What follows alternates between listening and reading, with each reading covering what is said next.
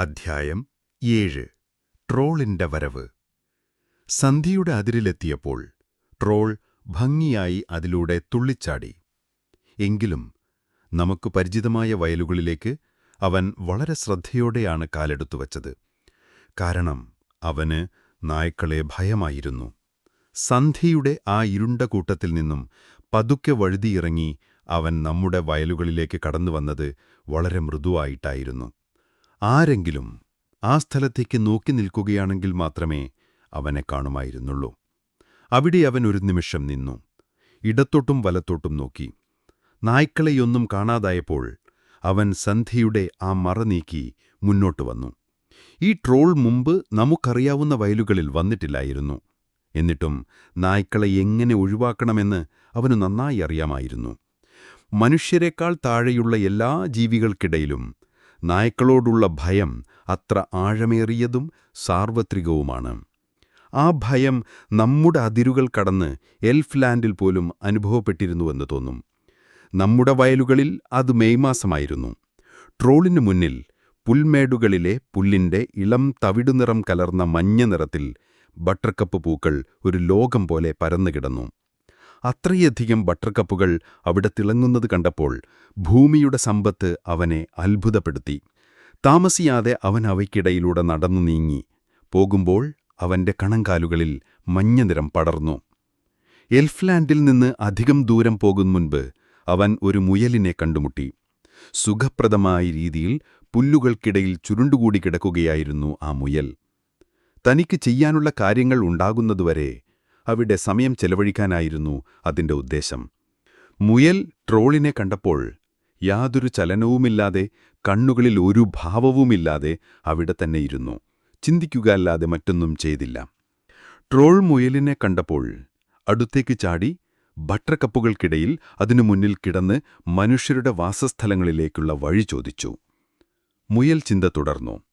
ഈ വയലിലെ ജീവി, ട്രോൾ ആവർത്തിച്ചു, മനുഷ്യരുടെ വാസസ്ഥലങ്ങളെവിടെ? അപ്പോൾ മുയൽ എഴുന്നേറ്റ് ട്രോളിന്റെ അടുത്തേക്ക് നടന്നു. ആ നടത്തം മുയലിനെ വളരെ പരിഹാസനാക്കി. കാരണം ഓടുമ്പോഴോ തുള്ളിച്ചാടുമ്പോഴോ ഉള്ള ഭംഗിയൊന്നും അതിന് നടക്കുമ്പോഴുണ്ടായിരുന്നില്ല. മുന്നിൽ താഴ്ന്നും പിന്നിൽ ഉയർന്നുമായിരുന്നു ആ നടത്തം. അത് ട്രോളിന്റെ മുഖത്തേക്ക് മൂക്ക് ചേർത്തു. വിഡ്ഢിച്ചിരിയോടെ മീശ ചലിപ്പിച്ചു. വഴി പറഞ്ഞു തരൂ എന്ന് ട്രോൾ പറഞ്ഞു. ട്രോളിന് നായ്ക്കളുടെ മണമില്ലെന്ന് മനസ്സിലാക്കിയപ്പോൾ മുയൽ അവനെ ചോദ്യം ചെയ്യാൻ അനുവദിച്ചു. പക്ഷേ അതിന് എൽഫ്ലാൻഡിലെ ഭാഷ മനസ്സിലായില്ല. അതുകൊണ്ട് ട്രോൾ സംസാരിക്കുമ്പോൾ അത് വീണ്ടും നിശ്ചലമായി കിടന്ന് ചിന്തിച്ചു. ഒടുവിൽ ഒരു ഉത്തരവും കിട്ടാതെ ട്രോളിന് മടുത്തു. അവൻ ചാടി എഴുന്നേറ്റ് നായ്ക്കൾ എന്നലറി. മുയലിനെ ഉപേക്ഷിച്ച് ബട്ടർകപ്പുകൾക്കിടയിൽ എൽഫ്ലാൻഡിൽ നിന്ന് ദൂരേക്ക് നയിക്കുന്ന ഏതെങ്കിലും ദിശയിലേക്ക് ഓടിമറഞ്ഞു. മുയലിന് എൽവിഷ് ഭാഷ മുഴുവൻ മനസ്സിലായില്ലെങ്കിലും ട്രോൾ നായ്ക്കൾ എന്നാലേറിയ സ്വരത്തിലെ തീവ്രത മുയലിന്റെ ചിന്തകളിൽ ഒരു ഭയം ജനിപ്പിച്ചു. അതുകൊണ്ട് താമസിയാതെ അത് പുൽമെത്ത ഉപേക്ഷിച്ച് പുൽമേടുകളിൽ മെല്ലെ ഓടിപ്പോയി. ട്രോളിനെ നോക്കി പുച്ഛത്തോടെ ഒരു നോട്ടവും അത് മറന്നില്ല. പക്ഷെ അത് വളരെ വേഗത്തിൽ പോയില്ല. മിക്കവാറും 3 കാലുകളിലാണ് ഓടിയത്. ഒരു പിൻകാൽ ശരിക്കും നായ്ക്കൾ വന്നാൽ താഴ്ത്താൻ വേണ്ടി തയ്യാറാക്കി വച്ചിരുന്നു. പെട്ടെന്ന് അത് നിന്നു, ചെവികൾ ഉയർത്തി ബട്ടർകപ്പുകൾക്കു പുറകെ നോക്കി ആഴത്തിൽ ചിന്തിച്ചു. മുയൽ ട്രോളിന്റെ വാക്കിന്റെ അർത്ഥമാലോചിച്ചു തീരുമ്പോഴേക്കും ട്രോൾ കാഴ്ചയിൽ നിന്ന് വളരെ ദൂരെയായിരുന്നു. താൻ പറഞ്ഞതെന്താണെന്ന് അവൻ മറന്നുപോയിരുന്നു. താമസിയാതെ ഒരു വേലിക്കപ്പുറം ഒരു ഫാം ഹൗസിന്റെ മുകൾ ഭാഗം ഉയർന്നു നിൽക്കുന്നത് അവൻ കണ്ടു. ചുവന്ന ഓടുകൾക്ക് താഴെയുള്ള ചെറിയ ജനലുകൾ അവനെ നോക്കുന്നതായി തോന്നി. ഒരു മനുഷ്യവാസം, ട്രോൾ പറഞ്ഞു. എന്നിട്ടും ഡിറാസൽ രാജകുമാരി വന്നത് ഇവിടെയല്ല എന്ന എന്തോ ഒരു എൽഫിഷ് സഹജാതമായ പ്രേരണ അവനോട് പറഞ്ഞിരുന്നു. എന്നിട്ടും അവൻ ഫാമിനടുത്തു ചെന്ന് അവിടത്തെ കോഴികളെ നോക്കാൻ തുടങ്ങി. പക്ഷെ ആ നിമിഷം ഒരു നായി അവനെ കണ്ടു. മുൻപൊരു ട്രോളിനെയും കണ്ടിട്ടില്ലാത്ത ഒരു നായി. അത് അത്ഭുതവും ദേഷ്യവും കലർന്ന ഒരു കൂര പുറപ്പെടുവിച്ചു. ബാക്കിയുള്ള ശ്വാസം മുഴുവൻ ഓട്ടത്തിനായി കരുതിവച്ച് അത് ട്രോളിന്റെ പിന്നാലെ പാഞ്ഞു. ട്രോൾ ഉടൻ തന്നെ ബട്ടർകപ്പുകൾക്ക് മുകളിൽ ഉയർന്നും താഴ്ന്നും പറക്കാൻ തുടങ്ങി. അതിന്റെ വേഗത മീവൽ പക്ഷിയിൽ നിന്ന് കടമെടുത്തതാണോ എന്ന് തോന്നും. ആ വേഗത നായ്ക്ക് പുതിയതായിരുന്നു. അത് ട്രോളിന്റെ പിന്നാലെ ഒരു നീണ്ട വളവിലൂടെ പാഞ്ഞു. പോകുമ്പോൾ ഒരു ഭാഗത്തേക്ക് ചരിഞ്ഞ് വായ തുറന്ന് നിശബ്ദനായി. കാറ്റതിൻ്റെ മൂക്കുമുതൽ വാലുവരെ ഒരു തരംഗം പോലെ തലോടി. ട്രോളിനെ പിടിക്കാനുള്ള നായയുടെ ശ്രമങ്ങൾ പരാജയപ്പെട്ടതാണ് ആ വളവിനുണ്ടായ കാരണം. താമസിയാതെ അത് നേരെ പിന്നാലെയായി. ട്രോളാകട്ടെ വേഗതയോട് കളിക്കുകയായിരുന്നു. ബട്ടർ കപ്പുകൾക്ക് മുകളിൽ ശുദ്ധമായ പുഷ്പഗന്ധമുള്ള വായു ശ്വസിച്ചുകൊണ്ട് അവൻ നായയെക്കുറിച്ച് പിന്നെ ചിന്തിച്ചില്ല. പക്ഷേ നായ്ക്ക് കാരണം തുടങ്ങിയ ആ ഓട്ടം അവൻ നിർത്തിയില്ല. കാരണം ആ വേഗതയുടെ സന്തോഷം അവനെ മുന്നോട്ടു നയിച്ചു. ഈ വിചിത്രമായ ഓട്ടം ആ വയലുകളിൽ തുടർന്നു. ട്രോളിനെ സന്തോഷവും നായയെ കടമയും മുന്നോട്ടു നയിച്ചു. പുതുമയ്ക്കായി ട്രോൾ ചാടുമ്പോൾ കാലുകൾ ചേർത്തുവെച്ച് ചാടി ഉറച്ച കാൽമുട്ടുകളോടെ നിലത്തിറങ്ങി കൈയിൽ മുന്നോട്ടു വീണ് ഒരു മലക്കം മറിഞ്ഞു. മറിയുമ്പോൾ പെട്ടെന്ന് കൈമുട്ടുകൾ നിവർത്തി അവൻ വീണ്ടും വായുവിലേക്ക് ഉയർന്നു കറങ്ങിക്കൊണ്ടേയിരുന്നു. ഇതവൻ പലതവണ ചെയ്തു. നായുടെ ദേഷ്യം വർദ്ധിപ്പിച്ചു. കാരണം നമുക്കറിയാവുന്ന വയലുകളിൽ പോകുന്ന രീതി അതല്ല എന്ന് നായ്ക്ക് നന്നായി അറിയാമായിരുന്നു. പക്ഷെ ദേഷ്യമുണ്ടായിരുന്നിട്ടും ആ ട്രോളിനെ ഒരിക്കലും പിടിക്കാൻ കഴിയില്ല എന്ന് നായ്ക്ക് വ്യക്തമായി. അല്പസമയത്തിനകം അത് ഫാമിലേക്ക് മടങ്ങി യജമാനനെ അവിടെ കണ്ടെത്തി വാലാട്ടി അതിൻ്റെ അടുത്തേക്ക് ചെന്നു. അത് എത്ര ശക്തിയോടെ വാലാട്ടിയാലും താൻ എന്തോ ഉപകാരപ്രദമായ കാര്യം ചെയ്തുവെന്ന് കർഷകന് ഉറപ്പായി. അതോടെ ആ വിഷയം അവിടെ അവസാനിച്ചു. ആ നായ ആ ട്രോളിനെ ഫാമിൽ നിന്ന് ഓടിച്ചത് കർഷകന് നല്ലതായിരുന്നു. കാരണം എൽഫ്ലാൻഡിലെ ഏതെങ്കിലും അത്ഭുതം അവന്റെ കന്നുകാലികളിലേക്ക് പകർന്നിരുന്നെങ്കിൽ അവർ മനുഷ്യനെ പരിഹസിക്കുമായിരുന്നു. ആ കർഷകന് തന്റെ വിശ്വസ്തനായ നായ ഒഴികെ മറ്റെല്ലാറ്റിൻ്റെയും കൂറ് നഷ്ടപ്പെടുമായിരുന്നു. ട്രോൾ ബട്ടർ കപ്പുകളുടെ മുകളിലൂടെ സന്തോഷത്തോടെ മുന്നോട്ടുപോയി. പെട്ടെന്ന് പൂക്കൾക്ക് മുകളിലൂടെ വെളുത്ത നിറത്തിൽ ഒരു കുറുക്കൻ ഉയർന്നു വരുന്നത് അവൻ കണ്ടു. അത് വെളുത്ത നെഞ്ചും താടിയുമായി അവനെ അഭിമുഖീകരിച്ച് ട്രോളിന്റെ പോക്ക് നിരീക്ഷിക്കുകയായിരുന്നു. ട്രോൾ അതിൻ്റെ അടുത്തേക്ക് ചെന്നു നോക്കി. കുറുക്കൻ അവനെ നിരീക്ഷിച്ചുകൊണ്ടിരുന്നു. കാരണം കുറുക്കനെല്ലാം നിരീക്ഷിക്കും. അവൻ ഈയിടെയാണ് എൽഫ്ലാൻഡും ഇവിടവും തമ്മിലുള്ള സന്ധിയുടെ അതിർത്തിയിലൂടെ രാത്രിയിൽ പതുങ്ങി നടന്നതിനു ശേഷം ഈ മഞ്ഞു നിറഞ്ഞ വയലുകളിലേക്ക് മടങ്ങിയെത്തിയത്. അവൻ ആ അതിർത്തിക്കുള്ളിൽ പോലും ചുറ്റിക്കറങ്ങാറുണ്ട്. സന്ധ്യയ്ക്കിടയിലൂടെ നടക്കുന്നു. അവിടെയും ഇവിടെയും ഇടയിലുള്ള ആ കനമുള്ള സന്ധിയുടെ നിഗൂഢതയിലാണ് അവൻ നമ്മുടെ വയലുകളിലേക്ക് കൊണ്ടുവരുന്ന ആ മാന്ത്രികത അവനിൽ പറ്റിപ്പിടിച്ചിരിക്കുന്നത്. ഹേ, ആരുമില്ലാത്തവന്റെ നായേ, ട്രോൾ പറഞ്ഞു. എൽഫ്ലാൻഡിൽ അവർ കുറുക്കനെ അറിയും. കാരണം അവരുടെ അതിർത്തികളിലൂടെ അവൻ മങ്ങിയ വെളിച്ചത്തിൽ പോകുന്നത് അവർ പലപ്പോഴും കാണാറുണ്ട്. അവർ അവന് നൽകിയ പേരാണിത്. ഹേ, അതിർത്തിക്കപ്പുറമുള്ളവനേ, കുറുക്കൻ മറുപടി പറഞ്ഞപ്പോൾ പറഞ്ഞു. അവന് ട്രോൾ സംസാരം അറിയാമായിരുന്നു. മനുഷ്യരുടെ വാസസ്ഥലങ്ങൾ ഇവിടെ അടുത്താണോ? ട്രോൾ ചോദിച്ചു. കുറുക്കൻ ചുണ്ടുകൾ ചെറുതായി കോട്ടിക്കൊണ്ട് മീശ ചലിപ്പിച്ചു. എല്ലാ നുണയന്മാരെപ്പോലെയും സംസാരിക്കുന്നതിനു മുമ്പ് അവൻ ആലോചിച്ചു. ചിലപ്പോൾ സംസാരത്തേക്കാൾ നല്ലത് ബുദ്ധിപരമായ നിശബ്ദതയാണെന്ന് കരുതി. മനുഷ്യർ ഇവിടെയും അവിടെയും ജീവിക്കുന്നു, കുറുക്കൻ പറഞ്ഞു. എനിക്ക് അവരുടെ വാസസ്ഥലങ്ങൾ വേണം, ട്രോൾ പറഞ്ഞു. എന്തിനാ? കുറുക്കൻ ചോദിച്ചു. എനിക്ക് എൽഫ്ലാൻഡിലെ രാജാവിന്റെ ഒരു സന്ദേശമുണ്ട്. ആ ഭയാനകമായ പേര് കേട്ടപ്പോൾ കുറുക്കൻ ബഹുമാനമോ ഭയമോ കാണിച്ചില്ല. പക്ഷേ തനിക്കനുഭവപ്പെട്ട ഭയം മറയ്ക്കാൻ തലയും കണ്ണുകളും ചെറുതായി ചലിപ്പിച്ചു. അതൊരു സന്ദേശമാണെങ്കിൽ അവരുടെ വാസസ്ഥലങ്ങൾ അവിടെയാണ്. അവൻ തന്റെ നീണ്ട മെലിഞ്ഞ മൂക്കുകൊണ്ട് ഏളിലേക്ക് വിരൽ ചൂണ്ടി. ഞാൻ അവിടെ എത്തുമ്പോൾ എങ്ങനെ അറിയും? ട്രോൾ ചോദിച്ചു. മണത്തുകൊണ്ട്, കുറുക്കൻ പറഞ്ഞു. അത് മനുഷ്യരുടെ ഒരു വലിയ വാസസ്ഥലമാണ്. മണം ഭയാനകമാണ്. നന്ദി ആരുമില്ലാത്തവന്റെ നായേ, ട്രോൾ പറഞ്ഞു. അവൻ ആരെയും നന്ദി പറയാറില്ല. ഞാൻ ഒരിക്കലും അവരുടെ അടുത്തേക്ക് പോവില്ല. പക്ഷേ അവൻ നിർത്തി നിശബ്ദമായി ആലോചിച്ചു. പക്ഷേ എന്തിന്? ട്രോൾ ചോദിച്ചു. അവരുടെ കോഴികൾ കാരണം. അവൻ ഗൗരവമായ നിശബ്ദതയിൽ വീണു. വീടാ, ആരുമില്ലാത്തവന്റെ നായേ എന്ന് പറഞ്ഞ് അവൻ തലകുത്തിമറിഞ്ഞ് ഏളിലേക്കുള്ള വഴിയിലേക്ക് തിരിച്ചുപോയി. മഞ്ഞു നിറഞ്ഞ പ്രഭാതത്തിൽ ബട്ടർ കപ്പുകൾക്ക് മുകളിലൂടെ കടന്നുപോയ ട്രോൾ ഉച്ചയോടെ വളരെ ദൂരം പിന്നിട്ടിരുന്നു. വൈകുന്നേരത്തോടെ ഏളിലെ പുകയും ഗോപുരങ്ങളും കണ്ടു. അതെല്ലാം ഒരു താഴ്വരയിൽ മുങ്ങിക്കിടക്കുകയായിരുന്നു. വീടുകളുടെ മുകൾ ഭാഗങ്ങളും ചിമ്മിനികളും ഗോപുരങ്ങളും താഴ്വരയുടെ വക്കിലൂടെ എത്തിനോക്കി. പുക സ്വപ്നതുല്യമായ വായുവിൽ തങ്ങിനിന്നു. മനുഷ്യരുടെ വാസസ്ഥലങ്ങൾ എന്നു പറഞ്ഞ് അവൻ പുല്ലുകൾക്കിടയിലിരുന്നിട്ട് അത് നോക്കി. അല്പസമയത്തിനു ശേഷം അവൻ അടുത്തേക്ക് ചെന്ന് വീണ്ടും നോക്കി. പുകയും മാൽക്കൂട്ടവും നിറഞ്ഞ വീടുകൾ അവനിഷ്ടമായില്ല. തീർച്ചയായും അതിന് ഭയാനകമായ ഗന്ധമുണ്ടായിരുന്നു. മനുഷ്യന്റെ ജ്ഞാനത്തെക്കുറിച്ച് എൽഫ്ലാൻഡിൽ ഒരു ഐതിഹ്യമുണ്ടായിരുന്നു. ആ ഐതിഹ്യം ട്രോളിന്റെ ലഘുമനസ്സിൽ നമുക്ക് നേടിത്തന്ന ആ ബഹുമാനം ആൾക്കൂട്ടം നിറഞ്ഞ വീടുകളിലൂടെ നോക്കിയപ്പോൾ കാറ്റിൽ പറന്നുപോയി. അവൻ അവയെ നോക്കിക്കൊണ്ടിരിക്കുമ്പോൾ 4 വയസ്സുള്ള ഒരു കൊച്ചുകുട്ടി വയലുകളിലൂടെ ഒരു നടപ്പാതയിലൂടെ കടന്നുപോയി. വൈകുന്നേരം 7 വീട്ടിലേക്ക് മടങ്ങിപ്പോവുകയായിരുന്നു. അവർ ഉരുണ്ട കണ്ണുകളോടെ പരസ്പരം നോക്കി. ഹലോ, കുട്ടി പറഞ്ഞു. ഹലോ, മനുഷ്യന്റെ കുഞ്ഞേ, ട്രോൾ പറഞ്ഞു. അവനിപ്പോൾ ട്രോൾ സംസാരമായിരുന്നില്ല സംസാരിച്ചത്, മറിച്ച് എൽഫ്ലാൻഡിലെ ഭാഷയായിരുന്നു. രാജാവിന്റെ മുന്നിൽ നിൽക്കുമ്പോൾ സംസാരിക്കേണ്ട ആ ഗംഭീരമായ ഭാഷ. ട്രോളുകളുടെ വീടുകളിൽ ഒരിക്കലും ഉപയോഗിച്ചിരുന്നില്ല. അവർ ട്രോൾ സംസാരമാണ് പ്രകൽപ്പിച്ചത്. ആ ഭാഷ അക്കാലത്ത് മനുഷ്യരും സംസാരിച്ചിരുന്നു. കാരണം അന്ന് ഭാഷകൾ കുറവായിരുന്നതിനാൽ എൽഫുകളും ഏളിലെ ജനങ്ങളും ഒരേ ഭാഷയാണ് ഉപയോഗിച്ചിരുന്നത്. നീ എന്താണ്? കുട്ടി ചോദിച്ചു. എൽഫ്ലാൻഡിലെ ഒരു ട്രോൾ പറഞ്ഞു. ഞാൻ അങ്ങനെ വിചാരിച്ചു. നീ എങ്ങോട്ടാണ് പോകുന്നത് മനുഷ്യന്റെ കുഞ്ഞേ? ട്രോൾ ചോദിച്ചു. വീട്ടിലേക്ക്. നമുക്കങ്ങോട്ട് പോകണ്ട, ട്രോൾ പറഞ്ഞു. വേണ്ട, കുട്ടി പറഞ്ഞു.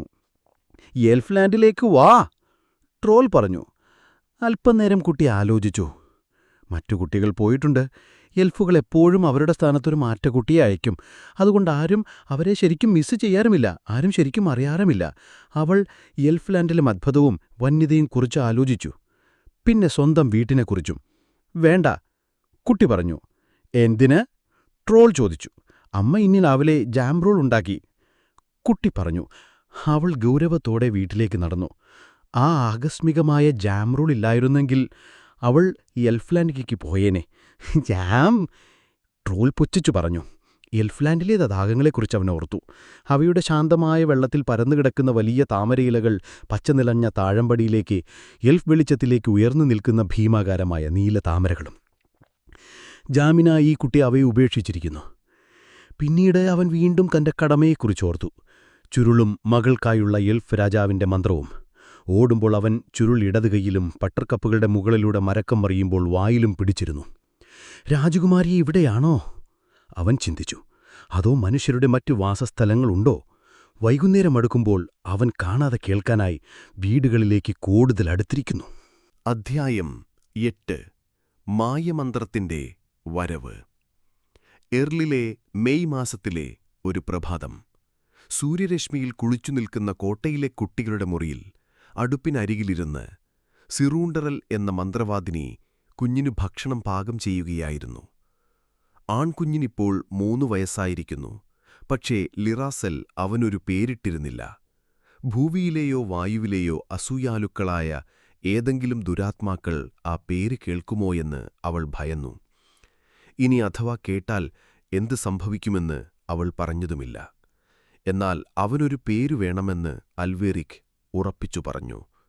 ആ കുഞ്ഞിന് വലയം തട്ടിക്കളിക്കാൻ അറിയാമായിരുന്നു. ഒരു മഞ്ഞുള്ള രാത്രിയിൽ മന്ത്രവാദിനി അവളുടെ കുന്നിൻ മുകളിലേക്ക് പോയി. ചന്ദ്രനുദിച്ചപ്പോൾ മാന്ത്രികവിദ്യയാൽ ഒരു നിലാവിന്റെ പരിവേഷം സ്വന്തമാക്കി. അതിനെ അടിച്ചുപരത്തി ഒരു വലയമുണ്ടാക്കി. അതോടൊപ്പം ഇടിമിന്നലിന്റെ ഇരുമ്പുകൊണ്ട് ചെറിയൊരു ദണ്ഡും അവനുണ്ടാക്കിക്കൊടുത്തു. കുഞ്ഞ് പ്രഭാതഭക്ഷണത്തിനായി കാത്തിരിക്കുകയായിരുന്നു. കുട്ടികളുടെ മുളി സുരക്ഷിതമായിരിക്കാൻ വാതിൽപ്പടിക്ക് കുറുകെ ഒരു മന്ത്രച്ചരട് കെട്ടിയിരുന്നു. സിറൂണ്ടരൽ അവളുടെ കറുത്ത വടികൊണ്ട് വീശിയാണ് ആ മന്ത്രം തീർത്തത്. എലികളെയും പെരിച്ചാഴികളെയും പട്ടിതിലെയും അത് അകറ്റി നിർത്തി. വവ്വാലുകൾക്ക് അതിനു മുകളിലൂടെ പറക്കാൻ കഴിഞ്ഞില്ല. എപ്പോഴും ജാഗ്രതയുള്ള പൂച്ചയെയും അത് വീടിനുള്ളിൽ തന്നെ പിടിച്ചു നിർത്തി. കൊല്ലന്മാരുണ്ടാക്കുന്നൊരു പൂട്ടും അത്ര ശക്തമായിരുന്നില്ല. പെട്ടെന്നാണ് ആ വാതിൽപ്പടിക്കും മന്ത്രച്ചരടിന് മുകളിലൂടെ ഒരു ട്രോള് മലക്കമറിഞ്ഞ് മുറിയിലേക്ക് ചാടി വീണത്. അവൻ വന്നതോടൊപ്പം അടുപ്പിനു മുകളിൽ തൂക്കിയിട്ടിരുന്ന മരഘടികാരത്തിന്റെ ശബ്ദമുള്ള ടിക് ടിക് ശബ്ദം നിലച്ചു. കാരണം കാലത്തെ ചെറുക്കുന്ന ഒരു രക്ഷ അവൻ കയ്യിൽ കരുതിയിരുന്നു. വിരലുകളിലൊന്നിൽ വിചിത്രമായ പുല്ലു ചുറ്റിയിരുന്നു. നമ്മളറിയുന്ന ഈ ലോകത്ത് കാലം അവനെ വാടിക്കളയാതിരിക്കാനായിരുന്നു. നമ്മുടെ മണിക്കൂറുകളുടെ വേഗതയെപ്പറ്റി എൽഫ് രാജാവിന് നന്നായി അറിയാമായിരുന്നു. അദ്ദേഹം തന്റെ പിച്ചളപ്പടികൾ മുഴക്കി താഴേക്കിറങ്ങി തന്റെ ട്രോളിനെ വിളിച്ച് ആ മന്ത്രം അവന്റെ വിരലുകളിലൊന്നിൽ കെട്ടിക്കൊടുക്കുമ്പോഴേക്കും 4 വർഷങ്ങൾ ഈ ലോകത്തിലൂടെ കടന്നുപോയിരുന്നു. ഇതെന്താണ്? സിറൂണ്ടറൽ ചോദിച്ചു. എപ്പോഴാണ് ധിക്കാരം കാണിക്കേണ്ടതെന്ന് ആ ട്രോളിന് നന്നായി അറിയാമായിരുന്നു. പക്ഷേ മന്ത്രവാദിനിയുടെ കണ്ണുകളിലേക്ക് നോക്കിയപ്പോൾ ഭയപ്പെടേണ്ട എന്തോ ഒന്നുണ്ടെന്ന് അവന് തോന്നി. അതിലതിശയമില്ല. കാരണം ആ കണ്ണുകൾ എൽഫ് രാജാവിനെ തന്നെ നോക്കിയിട്ടുള്ളതാണ്. അതിനാൽ അവൻ തന്റെ കൈയിലെ ഏറ്റവും നല്ല തുറുപ്പുചീടിറക്കി. എൽഫ്ലാൻഡിലെ രാജാവിന്റെ സന്ദേശമാണിത്. അങ്ങനെയാണോ? ആ വൃദ്ധിയായ മന്ത്രവാദിനി ചോദിച്ചു. അതേയതെ, അവൾ തന്നോട് തന്നെ പതിയെ പറഞ്ഞു. അതെ, എന്റെ തമ്പുരാനിക്ക് വേണ്ടിയായിരിക്കും അങ്ങനെയൊന്നു വരുമെന്ന് എനിക്കറിയാമായിരുന്നു. ട്രോള് തറയിൽ തന്നെയിരുന്നു. അവന്റെ കയ്യിൽ ആ ചുരുട്ടിപ്പിടിച്ചിരിക്കുന്ന പെർഗമിനിക്കുള്ളിൽ എൽഫ്ലാൻഡിലെ രാജാവിന്റെ മാന്ത്രിക ലിഖിതമുണ്ടായിരുന്നു. പ്രഭാത ഭക്ഷണത്തിനായി കാത്തിരിക്കുകയായിരുന്ന കുഞ്ഞ് തന്റെ കട്ടിലിന്റെ അറ്റത്തുനിന്ന് ട്രോളിനെ കണ്ടു. നീ ആരാണെന്നും എവിടെ നിന്ന് വരുന്നുവെന്നും നിനക്കെന്തെല്ലാം ചെയ്യാൻ കഴിയുമെന്നും അവൻ ചോദിച്ചു. നിനക്കെന്തെല്ലാം ചെയ്യാൻ കഴിയുമെന്ന് കുഞ്ഞു ചോദിച്ചപ്പോൾ ട്രോള് ചാടിയെഴുന്നേറ്റ് വിളക്കിനു ചുറ്റും പാറി നടക്കുന്ന പാറ്റയെപ്പോലെ മുറിയിൽ തുള്ളിച്ചാടാൻ തുടങ്ങി. തറയിൽ നിന്ന് ഷെൽഫുകളിലേക്കും തിരിച്ചും വീണ്ടും മുകളിലേക്കും അവൻ പറന്നു ചാടി. കുഞ്ഞ് കൈകൊട്ടി. പൂച്ച ദേഷ്യം കൊണ്ട് വിറച്ചു. മന്ത്രവാദിനെ തന്റെ കറുത്ത വടി ഉയർത്തി ചാട്ടത്തിനെതിരെ ഒരു മന്ത്രം പ്രയോഗിച്ചു. പക്ഷേ അതിന് ട്രോളിന് പിടിച്ചു നിർത്താൻ കഴിഞ്ഞില്ല. അവൻ ചാടിയും തുള്ളിയും കുതിച്ചും കളിച്ചു. പൂച്ച അതിന്റെ ഭാഷയിലുള്ള എല്ലാ ശാപവാക്കുകളും പറഞ്ഞു. സിറൂണ്ടറിലിന് തന്റെ മന്ത്രം ഫലിക്കാത്തതിലുള്ള ദേഷ്യം മാത്രമല്ല, അവളുടെ കപ്പുകളും പാത്രങ്ങളും പൊട്ടുമോ എന്ന സാധാരണ മനുഷ്യരുടെ ഭയവുമുണ്ടായിരുന്നു. കുഞ്ഞാണെങ്കിൽ കൂടുതൽ ചാട്ടങ്ങൾക്കായി ആർത്തു വിളിക്കുകയായിരുന്നു. പെട്ടെന്ന് ട്രോളിന് താൻ വന്ന കാര്യവും കയ്യിലുള്ള ഭയങ്കരമായ ആ ചുരുളിനെക്കുറിച്ചും ഓർമ്മ വന്നു. ലിറാസൽ രാജകുമാരി എവിടെ? അവൻ മന്ത്രവാദിനിയോട് ചോദിച്ചു. മന്ത്രവാദിനി രാജകുമാരുടെ ഗോപുരത്തിലേക്കുള്ള വഴി ചൂണ്ടിക്കാണിച്ചു. കാരണം എൽഫ്ലാൻഡിലെ രാജാവിന്റെ ഒരു മാന്ത്രിക ലിഖിതത്തെ തടയാൻ തന്റെ കയ്യിൽ ഒരു വഴിയോ ശക്തിയോ ഇല്ലെന്ന് അവൾക്കറിയാമായിരുന്നു. ട്രോള് പോകാനായി തിരിഞ്ഞതും ലിറാസൽ മുറിയിലേക്ക് കടന്നുവന്നു. എൽഫ്ലാൻഡിലെ ആ മഹത്തിയുടെ മുന്നിൽ അവൻ കുനിഞ്ഞു വണങ്ങി. തന്റെ ധിക്കാരമെല്ലാം ഒരു നിമിഷം കൊണ്ട് മറന്ന് അവളുടെ സൗന്ദര്യത്തിന്റെ തിളക്കത്തിനു മുന്നിൽ ഒരു കാൽമുട്ടിൽ കുമ്പിട്ട് എൽഫ്ലാൻഡിലെ രാജാവിന്റെ ആ മാന്ത്രിക ലിഖിതം അവൾക്ക് സമർപ്പിച്ചു. അവൾ ആ ചുരുൾ കയ്യിലെടുക്കുമ്പോൾ ട്രോളിനോട് ഇനിയും ചാടാൻ ആവശ്യപ്പെടാൻ ആ കുഞ്ഞ് അമ്മയോട് വിളിച്ചു പറയുകയായിരുന്നു. ഒരു പെട്ടിക്ക് പിന്നിൽ ഒളിച്ച പൂച്ച ജാഗ്രതയോടെ നോക്കിനിന്നു. സിറൂണ്ടറൽ നിശബ്ദയായിരുന്നു. അപ്പോൾ ട്രോളുകൾക്ക് മാത്രമറിയാവുന്ന എൽഫ്ലാൻഡിലെ വനങ്ങളിലെ പച്ചനിറമുള്ള കുളങ്ങളെക്കുറിച്ചോർത്തു. കാലം തൊടാത്ത വാടാത്ത പൂക്കളുടെ വിസ്മയത്തെക്കുറിച്ച് അവൻ ചിന്തിച്ചു. ആഴത്തിലുള്ള നിറങ്ങളെയും അനന്തമായ ശാന്തതയെയും അവനോർത്തു. അവന്റെ ദൗത്യം കഴിഞ്ഞു. അവന് ഭൂമി മടുത്തു. ഒരു നിമിഷം അവിടെ ഒന്നും ചലിച്ചില്ല. പുതിയ ട്രോൾ കളികൾക്കായി കൈവീശി ആർത്തുവിളിക്കുന്ന കുഞ്ഞൊഴികെ ലിറാസൽ കയ്യിൽ ആ മാന്ത്രിക ചുരുളുമായി നിന്നു. ട്രോള് അവളുടെ മുന്നിൽ മുട്ടുകുത്തി നിന്നു. മന്ത്രവാദിനി അനങ്ങിയില്ല. പൂച്ച കലിയോട് നോക്കി നിന്നു. ഘടികാരം പോലും നിശ്ചലമായിരുന്നു. പിന്നെ രാജകുമാരി അനങ്ങി. ട്രോൾ എഴുന്നേറ്റ് നിന്നു. മന്ത്രവാദിനി നെടുംവീർപ്പിട്ടു. ട്രോള് ഓടിമറഞ്ഞപ്പോൾ പൂച്ച തന്റെ ജാഗ്രത ഉപേക്ഷിച്ചു. ട്രോളിനോട് തിരിച്ചുവരാൻ കുഞ്ഞു പറഞ്ഞെങ്കിലും അവനൊന്നും ശ്രദ്ധിക്കാതെ വളഞ്ഞപുളഞ്ഞ കോണിപ്പടികൾ ഇറങ്ങി ഒരു വാതിലിലൂടെ പുറത്തു കടന്ന് എൽഫ്ലാൻഡിലേക്ക് കുതിച്ചു. ട്രോള് വാതിൽപ്പടി കടന്നുപോയപ്പോൾ മരഘടികാരം വീണ്ടും ശബ്ദിക്കാൻ തുടങ്ങി. ലിറാസൽ ആ ചുരുളിലേക്കും തന്റെ കുഞ്ഞിലേക്കും നോക്കി. അവളത് തുറന്നു നോക്കിയില്ല. പകരം അതെടുത്ത് തന്റെ മുറിയിലേക്ക് പോയി. അവിടെ ഒരു പെട്ടിയിലടച്ചു പൂട്ടി വായിക്കാതെ ഉപേക്ഷിച്ചു. കാരണം അച്ഛന്റെ ഏറ്റവും ശക്തിയേറിയ മാന്ത്രിക മന്ത്രം അവൾ വെള്ളിഗോപുരത്തിൽ നിന്ന് ഓടിപ്പോകുമ്പോൾ കേട്ട ആ പിച്ചളപ്പടികളുടെ മുഴക്കത്തോടെ ആ ചുരുളിൽ എഴുതിയിട്ടുണ്ടാവുമെന്ന് അവളുടെ ഭയം പറഞ്ഞു. അത് തുറന്നു നോക്കുന്ന നിമിഷം അവളുടെ കണ്ണുകൾ ആ മന്ത്രം കാണുകയും അവളെ അവിടെ നിന്ന് പറത്തിക്കൊണ്ടു പോവുകയും ചെയ്യും. ആ ലിഖിതം പെട്ടിയിൽ സുരക്ഷിതമായപ്പോൾ തനിക്ക് നേരിടേണ്ടി വന്ന ആപത്തിനെക്കുറിച്ച് പറയാനായി അവൾ അൽവറിക്കിന്റെ അടുത്തേക്ക് പോയി. എന്നാൽ അവൾ കുഞ്ഞിനു പേരിടാത്തതിൽ അൽവറിക് അസ്വസ്ഥനായിരുന്നു. അയാൾ ഉടൻ തന്നെ അതിനെക്കുറിച്ച് ചോദിച്ചു. അവസാനം അവളൊരു പേര് നിർദ്ദേശിച്ചു. ഈ ലോകത്തുള്ള ആർക്കും ഉച്ചരിക്കാൻ കഴിയാത്ത അത്ഭുതം നിറഞ്ഞ ഒരു എൽഫിഷ് പേര്. രാത്രിയിലെ പക്ഷികളുടെ കരച്ചിൽ പോലുള്ള അക്ഷരങ്ങളാൽ തീർത്ത ആ പേര് അൽവറിക്കിന് സ്വീകാര്യമായില്ല. അവളുടെ ഈ വാശി നമ്മൾ അറിയുന്ന ഈ ലോകത്തിലെ സാധാരണ കാര്യങ്ങളിൽ നിന്നായിരുന്നില്ല, മറിച്ച് എൽഫ് ലാൻഡിന്റെ അതിർത്തി കടന്നെത്തിയ ഭ്രാന്തൻ സങ്കല്പങ്ങളിൽ നിന്നായിരുന്നു. ആ വിചിത്രമായ ഭാവങ്ങളെ ഓർത്ത് അൽവറിക് ദേഷ്യപ്പെട്ടു. കാരണം എർലിലെ കോട്ടയിൽ പണ്ടൊരിക്കലും അങ്ങനെയൊന്നും ഉണ്ടായിട്ടില്ല. ആർക്കും അവൾ പറയുന്നത് മനസ്സിലാക്കാനോ ഉപദേശിക്കാനോ കഴിഞ്ഞില്ല. പഴയ ആചാരങ്ങൾക്കനുസരിച്ച് ജീവിക്കുമെന്ന് അവൻ പ്രതീക്ഷിച്ചു. അവളാണെങ്കിൽ തെക്ക് കിഴക്ക് നിന്ന് വരുന്ന ഏതെങ്കിലും ഭ്രാന്തൻ സങ്കല്പങ്ങൾക്കായി കാത്തിരുന്നു. ഇവിടുത്തെ മനുഷ്യർ വിലമതിക്കുന്ന മനുഷ്യയുക്തി കൊണ്ട് അവൻ അവളോട് വാദിച്ചു. പക്ഷെ അവൾക്ക് യുക്തി ആവശ്യമായിരുന്നില്ല. അതിനാൽ അവർ പിരിഞ്ഞപ്പോൾ എൽഫ് ലാൻഡിൽ നിന്ന് തന്നെ തേടിയെത്തിയ ആപത്തിനെക്കുറിച്ച് അവൾ അൽവറിക്കിനോട് പറഞ്ഞില്ല. അതിനു പകരം അവൾ തന്റെ ഗോപുരത്തിലേക്ക് പോയി വൈകുന്നേരത്തെ വെളിച്ചത്തിൽ തിളങ്ങുന്ന ആ പെട്ടിയിലേക്ക് നോക്കി. അതിൽ നിന്ന് മുഖം തിരിച്ചെങ്കിലും വീണ്ടും വീണ്ടും അങ്ങോട്ട് നോക്കി. വെളിച്ചം ഭൂമിക്കടിയിലേക്ക് മറഞ്ഞു. സന്ധ്യ വന്നു, എല്ലാം മാഞ്ഞുപോയി. കിഴക്കൻ കുന്നുകൾക്ക് നേരെ തുറന്നിട്ട ജനലിനരികിലിരുന്ന് ഇരുണ്ടു തുടങ്ങുന്ന ആ കുന്നുകൾക്ക് മുകളിലെ നക്ഷത്രങ്ങളെ അവൾ നോക്കി. അവയുടെ സ്ഥാനം മാറുന്നതുവരെ അവൾ നോക്കിയിരുന്നു. കാരണം ഈ ലോകത്ത് വന്നതിനുശേഷം അവൾ കണ്ട മറ്റെല്ലാറ്റിനേക്കാളും അവളെ അത്ഭുതപ്പെടുത്തിയത് നക്ഷത്രങ്ങളായിരുന്നു. അവയുടെ സൗമ്യമായ സൗന്ദര്യത്തെ അവൾ സ്നേഹിച്ചു. എങ്കിലും അവയെ ആരാധിക്കാൻ പാടില്ലെന്ന് അൽവറിക് പറഞ്ഞതുകൊണ്ട് അവൾ ഏക്കത്തോടെ അവയെ നോക്കുമ്പോൾ ദുഃഖിതയായിരുന്നു. അവയെ ആരാധിക്കാൻ കഴിഞ്ഞില്ലെങ്കിൽ അവയ്ക്കുള്ള ബഹുമാനം എങ്ങനെ നൽകും? അവയുടെ സൗന്ദര്യത്തിന് എങ്ങനെ നന്ദി പറയും? അവയുടെ സന്തോഷകരമായ ശാന്തതയെ എങ്ങനെ പുകഴ്ത്തും? അപ്പോൾ അവൾ തന്റെ കുഞ്ഞിനെക്കുറിച്ചോർത്തു. പിന്നെ അവൾ വേട്ടക്കാരന്റെ നക്ഷത്ര സമൂഹത്തെ കണ്ടു. അപ്പോൾ വായുവിലെ അസൂയലുക്കളായ എല്ലാ ദുരാത്മാക്കളെയും അവൾ വെല്ലുവിളിച്ചു. ആരാധിക്കാൻ പാടില്ലാത്ത ആ നക്ഷത്ര സമൂഹത്തെ നോക്കി ആ പ്രകാശമാനമായ നക്ഷത്രങ്ങളുടെ പേര് കുഞ്ഞിന് നൽകി അവന്റെ ജീവിതം ആ വേട്ടക്കാരന് സമർപ്പിച്ചു. അൽവറിക് ഗോപുരത്തിലേക്ക് വന്നപ്പോൾ അവർ തന്റെ ആഗ്രഹം അവനോട് പറഞ്ഞു. ആ താഴ്വരയിലുള്ളവരെല്ലാം വേട്ടയെ വിലമതിക്കുന്നതുകൊണ്ട് കുഞ്ഞിന് ഓറിയോൺ എന്ന് പേരിടുന്നതിൽ അവന് സമ്മതമായിരുന്നു. ഇക്കാര്യത്തിൽ അവൾ വിവേകപൂർവം പെരുമാറിയതുകൊണ്ട് ഇനി മറ്റെല്ലാ കാര്യങ്ങളിലും അവൾ അങ്ങനെയായിരിക്കുമെന്നും ആചാരങ്ങളെ പിന്തുടരുമെന്നും മറ്റുള്ളവർ ചെയ്യുന്നതുപോലെ ചെയ്യുമെന്നും എൽഫ് ലാൻഡിന്റെ അതിർത്തി കടന്നുവരുന്ന ഭ്രാന്തൻ സങ്കല്പങ്ങളെ ഉപേക്ഷിക്കുമെന്നും അൽവറിക് വീണ്ടും പ്രത്യാശപ്പെട്ടു. അവൾക്ക് ഫ്രീയറിന്റെ വിശുദ്ധ വസ്തുക്കളെ ആരാധിക്കണമെന്ന് അൽവറിക് അവളോട് ആവശ്യപ്പെട്ടു. കാരണം അവൾ ഒരിക്കലും ഈ വസ്തുക്കൾക്ക് അർഹതപ്പെട്ട ബഹുമാനം നൽകിയിരുന്നില്ല. അദ്ദേഹത്തിന് മെഴുകുതിരിക്കാലാണോ മണിയാണോ കൂടുതൽ വിശുദ്ധമെന്ന് അവൾക്കറിയില്ല. അൽവറിക് എത്ര പറഞ്ഞിട്ടും അവളത് പഠിക്കാൻ കൂട്ടാക്കിയില്ല. ഇപ്പോൾ അവൾ അവനോട് സന്തോഷത്തോടെ മറുപടി പറഞ്ഞു. എല്ലാം ശരിയായെന്ന് ഭർത്താവ് കരുതി. പക്ഷേ അവളുടെ ചിന്തകൾ ഓറിയോണിനൊപ്പമായിരുന്നു.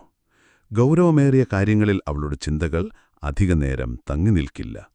നിഴലിൽ ചിത്രശലഭങ്ങൾ തങ്ങുന്നതിൽ കൂടുതൽ നേരം അവൾക്ക് അത്തരം ചിന്തകളിൽ മുഴുകാൻ കഴിഞ്ഞില്ല. അന്നു രാത്രി മുഴുവൻ യെഫ്ലൻ കിങ്ങിന്റെ മാന്ത്രിക ലിഖിതം ആ പെട്ടിക്കുള്ളിൽ അടഞ്ഞുകിടന്നു.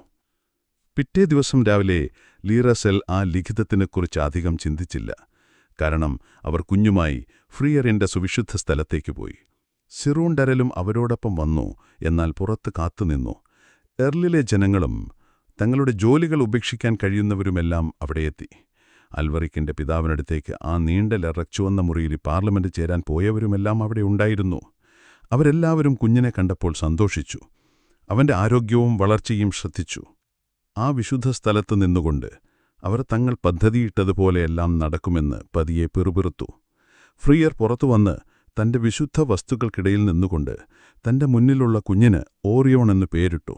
തനിക്ക് അനുഗ്രഹീതമെന്നറിയാവുന്ന പേരുകളിൽ ഒന്ന് നൽകാനായിരുന്നു അദ്ദേഹത്തിന് കൂടുതൽ താൽപ്പര്യം. കുഞ്ഞിനെ കാണാനും അവിടെ വെച്ച് അവന് പേരിടാനും കഴിഞ്ഞതിൽ അദ്ദേഹം സന്തോഷിച്ചു. കാരണം എർലിലെ കോട്ടയിൽ ജീവിക്കുന്ന കുടുംബത്തിലൂടെയാണ് ഈ ജനങ്ങളെല്ലാം തലമുറകളെ അടയാളപ്പെടുത്തിയത്, കാലങ്ങൾ കടന്നുപോകുന്നത് വീക്ഷിച്ചത്. ഒരു പഴയ മരത്തിൽ ഋതുക്കൾ മാറിവരുന്നത് നോക്കി നിൽക്കുന്നതുപോലെ. അദ്ദേഹം അൽവറിക്കിനു മുന്നിൽ തലകുനിച്ചു. ലിറാസെല്ലിനോട് വളരെ മര്യാദയോടെ പെരുമാറി. എങ്കിലും ആ മര്യാദ അദ്ദേഹത്തിന്റെ ഹൃദയത്തിൽ നിന്നായിരുന്നില്ല. കാരണം കടലുപേക്ഷിച്ചൊരു മത്സ്യകന്യകയേക്കാൾ ബഹുമാനമൊന്നും അദ്ദേഹം അവൾക്ക് നൽകിയിരുന്നില്ല. അങ്ങനെ ആ കുഞ്ഞിന് ഓറിയോൺ എന്ന പേര് ലഭിച്ചു. മാതാപിതാക്കളോടൊപ്പം പുറത്തുവന്ന് വിശുദ്ധ തോട്ടത്തിന്റെ അരികിൽ സിറൂണ്ടറിൽ ഒപ്പം ചേർന്നപ്പോൾ ജനങ്ങളെല്ലാം സന്തോഷിച്ചു. അൽവരിക്, ലിറാസിൽ, സിറൂണ്ടറിൽ, ഓറിയോൺ എല്ലാവരും കോട്ടയിലേക്ക് തിരികെ നടന്നു. അന്ന് ദിവസം മുഴുവൻ ലിറാസിൽ ആരെയും അത്ഭുതപ്പെടുത്തുന്ന ഒന്നും ചെയ്തില്ല. ആചാരങ്ങൾക്കും നമ്മളറിയുന്ന ഈ ലോകത്തിലെ വഴികൾക്കും അനുസരിച്ച് അവൾ ജീവിച്ചു. പക്ഷേ നക്ഷത്രങ്ങൾ ഉദിക്കുകയും ഓറിയോൺ തിളങ്ങുകയും ചെയ്തപ്പോൾ അവയുടെ പ്രൗഢിക്ക് അർഹമായത് ലഭിച്ചില്ലെന്ന് അവൾക്കു തോന്നി.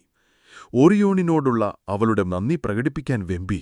നമ്മുടെ ലോകത്തെ പ്രകാശമാനമാക്കിയ അതിന്റെ തിളക്കമാർന്ന സൗന്ദര്യത്തിനും വായുവിലെ അസൂയാലുക്കളായ ദുരാത്മാക്കളിൽ നിന്ന് തന്റെ കുഞ്ഞിന് ലഭിക്കുന്ന സംരക്ഷണത്തിനും അവൾ നന്ദിയുള്ളവളായിരുന്നു. പറയാൻ കഴിയാത്ത ആ നന്ദി അവളുടെ ഹൃദയത്തിൽ ജ്വലിച്ചപ്പോൾ പെട്ടെന്ന് അവൾ എഴുന്നേറ്റ് തന്റെ ഗോപുരം വിട്ട് നക്ഷത്രവെളിച്ചത്തിലേക്കിറങ്ങി. നക്ഷത്രങ്ങൾക്കും ഓറിയോണിന്റെ സ്ഥാനത്തിനു നേരെ മുഖമുയർത്തി നിന്നു. നക്ഷത്രങ്ങളോട് പ്രാർത്ഥിക്കരുതെന്ന് അൽവരിക് പറഞ്ഞതുകൊണ്ട് നന്ദി അവളുടെ ചുണ്ടുകളിൽ വിറയ്ക്കുന്നുണ്ടെങ്കിലും അവൾ നിശബ്ദയായി നിന്നു. അലിഞ്ഞു നടക്കുന്ന ആ നക്ഷത്രക്കൂട്ടത്തിനു നേരെ മുഖമുയർത്തി അവൾ ഏറെ നേരം നിശബ്ദയായി അൽവരിക്കിനെ അനുസരിച്ചു നിന്നു. പിന്നെ അവൾ കണ്ണുകൾ താഴ്ത്തി. അവിടെ രാത്രിയിൽ തിളങ്ങുന്ന ഒരു ചെറിയ കുളമുണ്ടായിരുന്നു. അതിൽ എല്ലാ നക്ഷത്രങ്ങളുടെയും മുഖങ്ങൾ തിളങ്ങുന്നുണ്ടായിരുന്നു. അവയോട് പ്രാർത്ഥിക്കുന്നത് എന്ന് അവൾ രാത്രിയിൽ തന്നോട് തന്നെ പറഞ്ഞു. തീർച്ചയായും തെറ്റാണ്. ഈ വെള്ളത്തിലെ പ്രതിബിംബങ്ങൾ നക്ഷത്രങ്ങളല്ല. ഞാൻ അവയുടെ പ്രതിബിംബങ്ങളോട് യാചിക്കാം, അപ്പോൾ നക്ഷത്രങ്ങൾ അറിയും. ഐറിസ് ഇലകൾക്കിടയിൽ ആ കുളത്തിന്റെ അരികിൽ മുട്ടുകുത്തിയിരുന്നവൾ പ്രാർത്ഥിച്ചു. എണ്ണമറ്റ നക്ഷത്രങ്ങൾ അവയുടെ പ്രൗഢിയിൽ തിളങ്ങുകയും വെള്ളിയിൽ തീർത്ത പടച്ചട്ടയണിഞ്ഞ ഒരു സൈന്യത്തെപ്പോലെ നീങ്ങുകയും ചെയ്ത ആ രാത്രിയിലെ ആനന്ദത്തിന് നക്ഷത്രങ്ങളുടെ പ്രതിബിംബങ്ങൾക്ക് അവൾ നന്ദി പറഞ്ഞു. ദൂരെയുള്ള യുദ്ധങ്ങളിൽ വിജയിക്കാൻ അറിയാത്ത വിജയങ്ങളിൽ നിന്ന് മാർച്ച് ചെയ്യുന്ന ആ സൈന്യത്തെ അവൾ കണ്ടു. കുളത്തിൽ തിളങ്ങുന്ന ആ ശോഭയുള്ള പ്രതിബിംബങ്ങളെ അവൾ അനുഗ്രഹിച്ചു, നന്ദി പറഞ്ഞു, പുകഴ്ത്തി. തന്റെ നന്ദിയും സ്തുതിയും ഓറിയോണിനോട് പറയാൻ അവരോട് ആവശ്യപ്പെട്ടു. കാരണം അവനോട് പ്രാർത്ഥിക്കാൻ അവൾക്ക് അനുവാദമില്ലായിരുന്നു. അങ്ങനെയിരിക്കുമ്പോഴാണ് അൽവരിക് അവളെ കണ്ടത്. ഇരുട്ടിൽ മുട്ടുകുത്തി കുനിഞ്ഞിരിക്കുന്ന അവളെ അവൻ കഠിനമായി ശാസിച്ചു. അവൾ നക്ഷത്രങ്ങളെ ആരാധിക്കുകയാണെന്ന് അവൻ പറഞ്ഞു. അങ്ങനെയൊരു കാര്യത്തിന് അവയവിടെയില്ല. അവൾ പറഞ്ഞത് അവയുടെ പ്രതിബിംബങ്ങളോട് യാചിക്കുകയാണെന്ന് മാത്രമാണ്. അവന്റെ വികാരങ്ങൾ നമുക്ക് എളുപ്പത്തിൽ മനസ്സിലാക്കാം. അവരുടെ വിചിത്രമായ സ്വഭാവം, അപ്രതീക്ഷിത പ്രവൃത്തികൾ, സ്ഥാപിച്ചപ്പെട്ട എല്ലാത്തിനോടുമുള്ള എതിർപ്പ്, ആചാരങ്ങളോടുള്ള പുച്ഛം, വഴിപിഴഞ്ഞ അജ്ഞത എന്നിവയെല്ലാം ഓരോ ദിവസവും വിലപ്പെട്ട ഏതെങ്കിലും പാരമ്പര്യത്തെ മുറിവേറ്റിച്ചു. അതിർത്തിക്കു പുറത്ത് ഐതിഹ്യങ്ങളിലും പാട്ടുകളിലും പറയുന്നതുപോലെ അവൾ എത്രത്തോളം റൊമാൻറ്റിക് ആയിരുന്നുവോ അത്രത്തോളം ഈ ലോകത്തിലെ എല്ലാ അറിവുകളും സ്വായത്തമാക്കിയ കോട്ടയിലെ പഴയ തമ്പുരാട്ടിമാരുടെ സ്ഥാനം നിറയ്ക്കാൻ അവർക്ക് ബുദ്ധിമുട്ടായിരുന്നു. ചുമതലകൾ നിറവേറ്റാനും ആചാരങ്ങൾ പിന്തുടരാനും അൽവരിക് അവളോട് പറഞ്ഞു. അതെല്ലാം അവൾക്ക് മിന്നിത്തിളങ്ങുന്ന നക്ഷത്രങ്ങളെപ്പോലെ പുതിയതായിരുന്നു. എന്നാൽ നിറാസിലിന് തോന്നിയത് നക്ഷത്രങ്ങൾക്ക് അർഹമായത് ലഭിക്കുന്നില്ലെന്നും ആചാരമോ യുക്തിയോ മനുഷ്യർ വിലകൽപ്പിക്കുന്ന എന്തും അവയുടെ സൗന്ദര്യത്തിന് നന്ദി പറയണമെന്നും ആവശ്യപ്പെടുന്നതായിരിക്കുമെന്നുമാണ്. അവൾ അവയോട് നന്ദി പറഞ്ഞില്ല. കുളത്തിലെ അവയുടെ പ്രതിബിംബങ്ങളോട് യാചിക്കുക മാത്രമാണ് ചെയ്തത്. അന്ന് രാത്രി അവൾ എൽഫ്ലാൻഡിനെക്കുറിച്ച് ഓർത്തു. അവിടെയെല്ലാം അവളുടെ സൗന്ദര്യവുമായി പൊരുത്തപ്പെട്ടിരുന്നു. അവിടെ ഒന്നും മാറുന്നില്ല. വിചിത്രമായ ആചാരങ്ങളില്ല. നമ്മുടേതുപോലെ ആരും വിലകൽപ്പിക്കാത്ത വിചിത്രമായ ഗാംഭീര്യങ്ങളുമില്ല. എൽഫിഷ് പുൽമേടുകളെയും പൂക്കളുടെ ഉയർന്ന കരകളെയും പാട്ടുകളിലൂടെയല്ലാതെ വർണ്ണിക്കാൻ കഴിയാത്ത കൊട്ടാരത്തെയും അവൾ ഓർത്തു. അപ്പോഴും പെട്ടിയുടെ ഇരുട്ടിൽ അടഞ്ഞുകിടന്ന ആ മാന്ത്രിക ലിഖിതം അതിന്റെ സമയത്തിനായി കാത്തിരുന്നു. അധ്യായം 9. ലിറാസിൽ കാറ്റിനൊപ്പം പറന്നുപോകുന്നു. ദിവസങ്ങളൊന്നൊന്നായി കൊഴിഞ്ഞു വീണു. ഈൾ താഴ്വരയിൽ വേനൽക്കാലം അതിന്റെ അവസാന നാളുകളിലേക്കെത്തി. വടക്കോട്ട് യാത്ര പോയ സൂര്യൻ വീണ്ടും തെക്കോട്ട് മടങ്ങിത്തുടങ്ങി. മേൽക്കൂരകളിൽ കൂടുകൂട്ടിയിരുന്ന കുരുവികൾ കൂടൊഴിയാൻ സമയമായിട്ടും ലിറാസിൽ ഒന്നും പഠിച്ചിരുന്നില്ല. അവൾ വീണ്ടും നക്ഷത്രങ്ങളോട് പ്രാർത്ഥിച്ചില്ല. അവയുടെ പ്രതിബിംബങ്ങളെ ആരാധിച്ചുമില്ല. പക്ഷെ മനുഷ്യരുടെ രീതികളൊന്നും അവൾക്ക് വഴങ്ങിയില്ല. നക്ഷത്രങ്ങളോടുള്ള തന്റെ സ്നേഹവും നന്ദിയും എന്തുകൊണ്ട് പ്രകടിപ്പിക്കരുതെന്ന് അവൾക്ക് മനസ്സിലായതേയില്ല. വളരെ നിസ്സാരമായൊരു കാര്യം തങ്ങളെ എന്നേക്കുമായി അകറ്റുന്ന ഒരു കാലം വരുമെന്ന് ആൽവരിക്കും അറിഞ്ഞിരുന്നില്ല. അങ്ങനെയിരിക്കെ ഒരു ദിവസം അവസാന പ്രതീക്ഷയോടെ അവൻ അവളെയും കൂട്ടി പുരോഹിതന്റെ വീട്ടിലേക്ക് പോയി. തന്റെ വിശുദ്ധ വസ്തുക്കളെ എങ്ങനെ ആരാധിക്കണമെന്ന് അവളെ പഠിപ്പിക്കുകയായിരുന്നു ലക്ഷ്യം. ആ നല്ല മനുഷ്യൻ സന്തോഷത്തോടെ തന്റെ മെഴുകുതിരിയും മണിയും പുസ്തകം വായിക്കുമ്പോൾ നിവർത്തിവെക്കാൻ ഉപയോഗിക്കുന്ന പിച്ചള കൊണ്ടുള്ള പരുന്തും, സുഗന്ധജലം നിറച്ച ചെറിയ പ്രതീകാത്മക പാത്രവും, മെഴുകുതിരി കെടുത്താനുള്ള വെള്ളി കൊണ്ടുള്ള കത്രികയും പുറത്തെടുത്തു. ആ വസ്തുക്കളുടെയെല്ലാം ഉറവിടവും അർത്ഥവും രഹസ്യവും അദ്ദേഹം അവൾക്ക് ലളിതമായി വിവരിച്ചുകൊടുത്തു. എന്തുകൊണ്ടാണ് പാത്രം പിച്ചള കൊണ്ടും കത്രിക വെള്ളികൊണ്ടും നിർമ്മിച്ചതെന്നും പാത്രത്തിൽ കൊത്തിയിരുന്ന ചിഹ്നങ്ങൾ എന്തായിരുന്നുവെന്നും മുൻപ് പറഞ്ഞതുപോലെ തന്നെ വീണ്ടും വിശദീകരിച്ചു. തികഞ്ഞ മര്യാദയോടെ, ദയയോടെയാണ് അദ്ദേഹം സംസാരിച്ചത്. എന്നിട്ടും ആ ശബ്ദത്തിൽ അവളിൽ നിന്നകന്നു നിൽക്കുന്ന എന്തോ ഒന്നുണ്ടായിരുന്നു. അപകടം നിറഞ്ഞ കടലിൽ അകപ്പെട്ട ഒരു ജലകന്യകയോട് സുരക്ഷിതമായ തീരത്തിരുന്ന് സംസാരിക്കുന്നതുപോലെയാണ് അദ്ദേഹമെന്നവൾക്ക് തോന്നി. അവർ കോട്ടയിലേക്ക് മടങ്ങിയെത്തിയപ്പോൾ കുരുവികൾ യാത്ര പോകാനായി കോട്ടയുടെ മുകളിൽ നിരന്നിരിക്കുന്നുണ്ടായിരുന്നു. ഏളിലെ സാധാരണക്കാരെപ്പോലെ പുരോഹിതന്റെ വിശുദ്ധ വസ്തുക്കളെ ആരാധിക്കാമെന്ന് ലിറാസിൽ വാക്കു നൽകി. ഇനിയെങ്കിലും എല്ലാം ശരിയാകുമെന്നൊരു നേർത്ത പ്രതീക്ഷ ആൽവരിക്കിന്റെ മനസ്സിൽ പ്രകാശിച്ചു. കുറേ ദിവസങ്ങളോളം പുരോഹിതൻ പറഞ്ഞ കാര്യങ്ങളെല്ലാം അവൾ ഓർമ്മയിൽ വച്ചു. ഒരു ദിവസം സന്ധ്യയ്ക്ക് കുട്ടികളുടെ മുറിയിൽ നിന്നും തന്റെ ഗോപുരത്തിലേക്ക് നടക്കുമ്പോൾ ഉയർന്ന ജനലിലൂടെ അവൾ പുറത്തേക്ക് നോക്കി. നക്ഷത്രങ്ങളെ ആരാധിക്കരുതെന്ന് ഓർത്തുകൊണ്ട് അവൾ പുരോഹിതന്റെ വിശുദ്ധ വസ്തുക്കളെ ഓർത്തെടുക്കാൻ ശ്രമിച്ചു. അവയെ ആരാധിക്കേണ്ട രീതി ഓർത്തെടുക്കാൻ അവൾക്ക് വളരെ ബുദ്ധിമുട്ടായി തോന്നി. അധികം വൈകാതെ കുരുവികളെല്ലാം പോകുമെന്ന് അവൾക്കറിയാമായിരുന്നു. അവ പോകുമ്പോൾ പലപ്പോഴും അവളുടെ ഭാവം മാറുമായിരുന്നു. പുരോഹിതന്റെ വിശുദ്ധ വസ്തുക്കളെ എങ്ങനെ ആരാധിക്കണമെന്ന് താൻ മറന്നുപോകുമോ എന്നവൾ ഭയന്നു. അങ്ങനെ അവൾ വീണ്ടും രാത്രിയുടെ തണുപ്പിലേക്കിറങ്ങി. പുൽമേടുകൾ കടന്ന് ഒരു ചെറിയ അരുവി ഒഴുകുന്നിടത്തേക്ക് നടന്നു. നക്ഷത്രങ്ങളുടെ പ്രതിബിംബങ്ങളിൽ നിന്ന് മുഖം തിരിച്ചുകൊണ്ട് അവൾക്കറിയാവുന്ന ചില വലിയ പരന്ന കല്ലുകൾ വെള്ളത്തിൽ നിന്നെടുത്തു. പകൽ സമയത്ത് ആ കല്ലുകൾ വെള്ളത്തിനടിയിൽ ചുവപ്പും നീലം നിറങ്ങളിൽ മനോഹരമായി തിളങ്ങിയിരുന്നു. എന്നാൽ ഇപ്പോഴവ ഇരുണ്ടുയിരുന്നു. അവൾ അവയെല്ലാം പുറത്തെടുത്തു പുൽമേട്ടിൽ വെച്ചു. ആ മിനുസമുള്ള പരന്ന കല്ലുകൾ അവൾക്ക് പ്രിയപ്പെട്ടതായിരുന്നു. എന്തുകൊണ്ടോ അവ അവളെ എൽഫ്ലാൻഡിലെ പാറകളെ ഓർമ്മിപ്പിച്ചു. അവൾ ആ കല്ലുകൾ ഓരോന്നായി നിരത്തിവെച്ചു. ഒന്ന് മെഴുകുതിരിക്കല്ലായി, മറ്റൊന്ന് മണിയായി, വേറൊന്ന് വിശുദ്ധ മാത്രമായി. ഈ മനോഹരമായ കല്ലുകളെ ആരാധിക്കേണ്ട രീതിയിൽ ആരാധിക്കാൻ എനിക്ക് കഴിഞ്ഞാൽ പുരോഹിതന്റെ വസ്തുക്കളെയും ആരാധിക്കാൻ എനിക്ക് സാധിക്കും, അവൾ പറഞ്ഞു. എന്നിട്ടാ വലിയ പരന്ന കല്ലുകൾക്ക് മുൻപിൽ മുട്ടുകുത്തി അവ ഇനി പുണ്യവസ്തുക്കളാണെന്ന പോലെ പ്രാർത്ഥിക്കാൻ തുടങ്ങി. രാത്രിയുടെ നിശബ്ദത്തിൽ അവളെ തേടിയിറങ്ങിയ ആൽവരിക് ഏതോ വിചിത്രമായ ചിന്ത അവളെ എങ്ങോട്ടാണ് കൊണ്ടുപോയതെന്നോർത്തലമ്പോൾ പുൽമേട്ടിൽ നിന്നും അവളുടെ പ്രാർത്ഥനാമന്ത്രങ്ങൾ കേട്ടു. പുൽമേട്ടിൽ കുനിഞ്ഞിരുന്ന് 4 പരന്ന കല്ലുകളോട് പ്രാർത്ഥിക്കുന്ന അവളെ കണ്ടപ്പോൾ വിജാതിയുടെ ഏറ്റവും ഇരുണ്ട വഴികൾ പോലും ഇതിനേക്കാൾ ഭേദമാണെന്ന് അവൻ പറഞ്ഞു. ഞാൻ പുരോഹിതന്റെ വിശുദ്ധ വസ്തുക്കളെ ആരാധിക്കാൻ പഠിക്കുകയാണ്, അവൾ മറുപടി നൽകി. ഇത് വിജാതീയരുടെ കലയാണ്, അവൻ പറഞ്ഞു. താഴ്വരയിലെ മനുഷ്യർ ഏറ്റവും കൂടുതൽ ഭയപ്പെട്ടിരുന്ന ഒന്നായിരുന്നു വിജാതീയരുടെ കലകൾ. അവരുടെ വഴികൾ ഇരുണ്ടതാണെന്നല്ലാതെ മറ്റൊന്നും അവർക്കറിഞ്ഞിരുന്നില്ല. വിജാതീയരെക്കുറിച്ച് സംസാരിക്കുമ്പോൾ ആളുകൾ ഉപയോഗിക്കാറുള്ള അതേ ദേഷ്യത്തോടെയാണ് അവനും സംസാരിച്ചത്. അദ്ദേഹത്തിന്റെ ആ വാക്കുകൾ അവളുടെ ഹൃദയത്തിൽ തറച്ചു. അവന് സന്തോഷിപ്പിക്കാൻ വേണ്ടിയായിരുന്നു അവൾ അവന്റെ വിശുദ്ധ വസ്തുക്കളെ ആരാധിക്കാൻ പഠിച്ചത്. എന്നിട്ടും അവൻ അങ്ങനെ സംസാരിച്ചു. ദേഷ്യം മാറ്റാനും അവളെ സമാധാനിപ്പിക്കാനും പറയേണ്ട വാക്കുകളൊന്നും ആൽവരിക് പറഞ്ഞില്ല. വിജാതീയതയുമായി ബന്ധപ്പെട്ട കാര്യങ്ങളിൽ ഒരു വിട്ടുവീഴ്ചയും പാടില്ലെന്ന് വിഡ്ഢിയെപ്പോലെ അവൻ കരുതി. അങ്ങനെ ലിറാസിൽ ദുഃഖം കൊണ്ട് തനിച്ച് അവരുടെ ഗോപുരത്തിലേക്ക് മടങ്ങിപ്പോയി. ആൽവരിക് ആ 4 പരന്ന കല്ലുകളും ദൂരേക്ക് വലിച്ചെറിയാനായി അവിടെ തന്നെ നിന്നു. കുരുവികൾ പറന്നുപോയി. ദുഃഖം നിറഞ്ഞ ദിവസങ്ങൾ കടന്നുപോയി. ഒരു ദിവസം ആൽവരിക് അവളുടെ പുരോഹിതന്റെ വിശുദ്ധ വസ്തുക്കളെ ആരാധിക്കാൻ ആവശ്യപ്പെട്ടു. എന്നാൽ അതെങ്ങനെയാണെന്ന് അവൾ പാടെ മറന്നുപോയിരുന്നു. അവൻ വീണ്ടും വിജാതീയരുടെ കലകളെക്കുറിച്ച് സംസാരിച്ചു. അന്ന് പകൽ തിളങ്ങുകയായിരുന്നു. പോപ്ലാർ മരങ്ങൾ സ്വർണ്ണ നിറത്തിലും ആസ്പൻ മരങ്ങൾ ചുവപ്പ് നിറത്തിലും നിന്നു. അപ്പോൾ ലിറാസിൽ അവളുടെ ഗോപുരത്തിലേക്ക് പോയി. ശരത്കാലത്തിന്റെ തെളിഞ്ഞ പ്രകാശത്തിൽ തിളങ്ങുന്ന ആ പേടകം അവൾ തുറന്നു.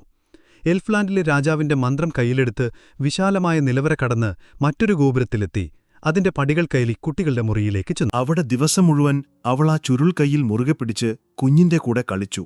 ഇടയ്ക്ക് സന്തോഷത്തോടെ കളിക്കുമ്പോഴും അവളുടെ കണ്ണുകളിൽ ഒരു വിചിത്രമായ ശാന്തത നിഴലിച്ചിരുന്നു. സിറൂണ്ടറിൽ അത് കണ്ട് അത്ഭുതത്തോടെ അവളെ നോക്കി നിന്നു. സൂര്യൻ താഴുമ്പോൾ കുഞ്ഞിനെ ഉറക്കിക്കിടത്തി അവൾ ഗൗരവത്തോടെ അവന്റെ അരികിലിരുന്ന് കുട്ടിക്കഥകൾ പറഞ്ഞു. ജ്ഞാനിയായ മന്ത്രവാദിനി സിറൂണ്ടറിൽ എല്ലാം കാണുന്നുണ്ടായിരുന്നു. തന്റെ ജ്ഞാനം കൊണ്ടെല്ലാം എന്താണ് സംഭവിക്കാൻ പോകുന്നതെന്ന് അവൾക്ക് ഊഹിക്കാൻ മാത്രമേ കഴിഞ്ഞുള്ളൂ. അത് തടയാൻ അവൾക്കറിയില്ലായിരുന്നു. സൂര്യാസ്തമയത്തിനു മുൻപ് ലിറാസിൽ മകനെ ചുംബിച്ചു. എന്നിട്ട് എൽഫ് രാജാവിന്റെ ചുരുൾ നിവർത്തി. ഒരു നിമിഷത്തെ പിണക്കത്തിലാണ് അവൾ ആ ചുരുൾ പേടകത്തിൽ നിന്നെടുത്തത്. ആ പിണക്കം മാറിയിരുന്നെങ്കിൽ ഒരുപക്ഷെ അവൾ ആ ചുരുൾ നിവർത്തില്ലായിരുന്നു. പക്ഷേ അത് അവളുടെ കയ്യിലുണ്ടായിരുന്നു. അല്പം പിണക്കം, അല്പം കൗതുകം, പിന്നെ പേരിടാനില്ലാത്ത ചില കുസൃതികൾ. ഇവയെല്ലാമാണ് അവിടെ എൽഫ് രാജാവിന്റെ കറുത്ത മഷികൊണ്ടെഴുതിയ വിചിത്രമായ അക്ഷരങ്ങളിലേക്ക് ആകർഷിച്ചത്. ആ മന്ത്രത്തിൽ എന്തു മാന്ത്രികതയാണുണ്ടായിരുന്നതെന്ന് എനിക്ക് പറയാനാവില്ല. ഭയാനകമായ മാന്ത്രികത അതിലുണ്ടായിരുന്നു. എന്നാൽ ആ മന്ത്രം എഴുതപ്പെട്ടത് മാന്ത്രികതയേക്കാൾ ശക്തമായ സ്നേഹം കൊണ്ടായിരുന്നു. എൽഫ് രാജാവിന് തന്റെ മകളോടുള്ള സ്നേഹം കൊണ്ട് ആ അക്ഷരങ്ങൾ ജ്വലിച്ചു. ആ ശക്തമായ മന്ത്രത്തിൽ 2 ശക്തികൾ ഒന്നിച്ചു ചേർന്നു: മാന്ത്രികതയും സ്നേഹവും. സന്ധിയുടെ അതിരുകൾക്കപ്പുറമുള്ള ഏറ്റവും വലിയ ശക്തിയും നമുക്കറിയാവുന്ന ലോകത്തിലെ ഏറ്റവും വലിയ ശക്തിയും. ആൽവരിക്കിന്റെ സ്നേഹത്തിന് അവളെ പിടിച്ചു നിർത്താൻ കഴിയുമായിരുന്നെങ്കിൽ അവൻ ആ സ്നേഹത്തിൽ മാത്രം വിശ്വസിക്കണമായിരുന്നു. കാരണം പുരോഹിതന്റെ വിശുദ്ധ വസ്തുക്കളേക്കാൾ ശക്തമായിരുന്നു എൽഫ് രാജാവിന്റെ മന്ത്രം. ലിറാസൽ ആ ചുരുളിലെ മന്ത്രം വായിച്ചതും എൽഫ്ലാൻഡിൽ നിന്നുള്ള ഭാവനകൾ അതിർത്തി കടന്ന് ഒഴുകിയെത്താൻ തുടങ്ങി. അവയിൽ ചിലത് ഒരു നഗരത്തിലെ ഗുമസ്തനെ തന്റെ ജോലി ഉപേക്ഷിച്ച് കടൽ തീരത്ത് നൃത്തം ചെയ്യാൻ പ്രേരിപ്പിക്കുന്നതായിരുന്നു. ചിലത് ഒരു ബാങ്കിലെ ആളുകളെയെല്ലാം വാതിലുകളും പണപ്പെട്ടികളും തുറന്നിട്ട് പച്ചപ്പുള്ള തുറന്ന സ്ഥലങ്ങളും കുന്നിൻ ചെരുവുകളും തേടി അലയാൻ പ്രേരിപ്പിക്കുമായിരുന്നു. ചിലത് ജോലിയിൽ മുഴുകിയിരിക്കുന്ന ഒരുവനെ പെട്ടെന്നൊരു കവിയാക്കുമായിരുന്നു. എൽഫ് രാജാവ് തന്റെ മാന്ത്രിക മന്ത്രത്താൽ വിളിച്ചു വരുത്തിയത് അതിശക്തമായ ഭാവനകളെയായിരുന്നു. ലിറാസിൽ ആ മന്ത്രവും കയ്യിൽ പിടിച്ച് എൽഫ്ലാൻഡിൽ നിന്നും കുതിച്ചെത്തിയ ആ ഭാവനകളുടെ നടുവിൽ നിസ്സഹായായിരുന്നു. ഭാവനകൾ അതിരുകടന്ന് അവളുടെ മനസ്സിലേക്ക് ആഞ്ഞടിക്കുകയും പാടുകയും വിളിക്കുകയും ചെയ്യുമ്പോൾ അവളുടെ ശരീരം ഭാരം കുറഞ്ഞു വന്നു. അവളുടെ പാദങ്ങൾ തിറയിൽ തൊട്ടും തൊടാതെയും നിന്നു. ഭൂമിക്ക് അവളെ പിടിച്ചു നിർത്താൻ കഴിയുന്നുണ്ടായിരുന്നില്ല. അത്ര വേഗത്തിലായിരുന്നു അവൾ സ്വപ്നങ്ങളുടെ ഒരു രൂപമായി മാറിക്കൊണ്ടിരുന്നത്. ഭൂമിയോടുള്ള അവളുടെ സ്നേഹത്തിനോ ഭൂമിയിലെ മക്കൾക്ക് അവളോടുള്ള സ്നേഹത്തിനോ അവളെ അവിടെ പിടിച്ചു നിർത്താൻ ശക്തിയില്ലാതായി. അപ്പോൾ എൽഫ്ലാൻഡിലെ തടാകങ്ങൾക്കരികിലും ദ്രമൂച്ച് വനത്തിന്റെ അതിരിലും ആ ഭ്രാന്തമായ പുൽമേടുകളിലും പാട്ടുകളിലൂടെ മാത്രം വർണ്ണിക്കാനാവാത്ത കൊട്ടാരത്തിലും ചിലവഴിച്ച അവരുടെ അനന്തമായ ബാല്യകാലത്തിന്റെ ഓർമ്മകൾ വന്നു. ഉറങ്ങുന്ന ഒരു തടാകത്തിന്റെ അടിത്തട്ടിലേക്ക് തെളിഞ്ഞ മഞ്ഞുപാളിയിലൂടെ നോക്കുമ്പോൾ ചെറിയ ചിപ്പികൾ കാണുന്നതുപോലെ വ്യക്തമായി അവൾ ആ ഓർമ്മകളെ കണ്ടു. മഞ്ഞിന്റെ മറുവശത്തെന്ന പോലെ എൽഫ്ലാൻഡിന്റെ അതിർത്തിക്കപ്പുറത്തുനിന്ന് അവളുടെ ഓർമ്മകൾ അല്പം മങ്ങിയിരുന്നു. എൽഫിലെ വിചിത്ര ജീവികളുടെ ചെറിയ ശബ്ദങ്ങൾ അവൾ കേട്ടു. അവൾക്കറിയാവുന്ന പുൽമേടുകളിൽ വിരിഞ്ഞു നിന്നിരുന്ന അത്ഭുത പുഷ്പങ്ങളുടെ ഗന്ധം ഒഴുകിയെത്തി. മന്ത്രഗാനങ്ങളുടെ നേർത്ത ശബ്ദങ്ങൾ അതിർത്തി കടന്ന് അവളിലേക്കെത്തി. ശബ്ദങ്ങളും ഈണങ്ങളും ഓർമ്മകളും സന്ധിയിലൂടെ ഒഴുകിവന്നു. എൽഫ്ലാൻഡ് മുഴുവൻ അവളെ വിളിക്കുകയായിരുന്നു. അപ്പോൾ താളത്തോടെ വ്യക്തമായി വളരെ അരികിലെന്ന പോലെ അവൾ തന്റെ അച്ഛന്റെ ശബ്ദം കേട്ടു. അവൾ പെട്ടെന്ന് എഴുന്നേറ്റു. ഭൗതിക വസ്തുക്കളിൽ മാത്രം തിടുത്തമുള്ള ഭൂമിക്ക് അവളെ പിടിച്ചു നിർത്താനായില്ല. സ്വപ്നങ്ങളുടെയും ഭാവനയുടെയും കെട്ടുകഥയുടെയും ഒരു രൂപമായി അവൾ മുറിയിൽ നിന്നും ഒഴുകി നീങ്ങി. ഒരു മന്ത്രം കൊണ്ടും അവളെ തടയാൻ സിറൂണ്ടറലിന് കഴിഞ്ഞില്ല. ഒഴുകിപ്പോകുമ്പോൾ തിരിഞ്ഞു നോക്കാനോ തന്റെ മകനെ ഒന്ന് കാണാനോ പോലും അവൾക്ക് കഴിഞ്ഞില്ല. ആ നിമിഷം വടക്കു പടിഞ്ഞാറ് നിന്നൊരു കാറ്റ് വന്നു. അത് കാടുകളിലേക്ക് കയറി സ്വർണ്ണച്ചില്ലകളെ നഗ്നമാക്കി കുന്നുകൾക്ക് മുകളിലൂടെ നൃത്തം ചെയ്തു. ആ ദിവസത്തെ ഭയന്നിരുന്നെങ്കിലും അത് വന്നപ്പോൾ നൃത്തം വെച്ച ഒരു കൂട്ടം ചുവന്നതും സ്വർണ്ണ നിറത്തിലുമുള്ള ഇലകളെയും അത് കൂടെ കൂട്ടി. വയലിലൂടെ കാഴ്ചയിൽ നിന്നും മറഞ്ഞ സൂര്യന്റെ വെളിച്ചത്തിൽ നൃത്തത്തിന്റെയും വർണ്ണങ്ങളുടെയും ലഹരിയുടെ കാറ്റും ഇലകളും ഒരുമിച്ചുയർന്നുപോയി. അവരോടൊപ്പം ലിറാസലും പോയി.